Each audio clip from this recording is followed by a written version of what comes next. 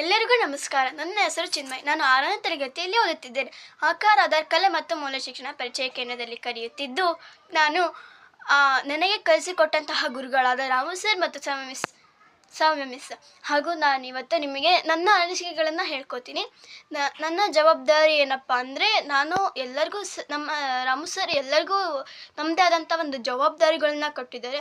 ನನಗೆ sports coordinator ಕೊಟ್ಟಿದ್ದಾರೆ.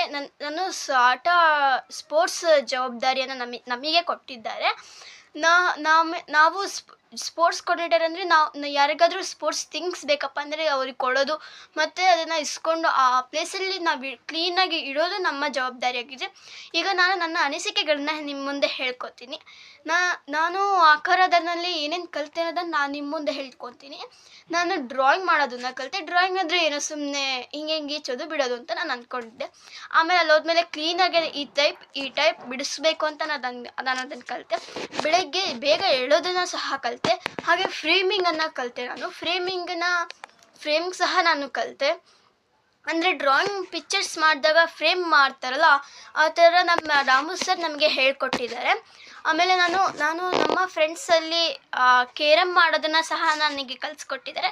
ನಮ್ಮ ಫ್ರೆಂಡ್ಸ್ಗೂ ಸಹ ಥ್ಯಾಂಕ್ ಯು. ನಾನು ಈಗ ಏನೇನು ಅದು ಕಲಿಬೇಕು ಅಂತ ಆಸೆ ಇಟ್ಕೊಂಡು ಹೋಗಿದ್ದೆ ಅಂದರೆ, ನಮ್ಮ ಕ್ಲಾಸಲ್ಲಿ ಅಣ್ಣ ಇದ್ದಾನೆ, ಪ್ರತೀಕ್ ಅಣ್ಣ ಅಂತ.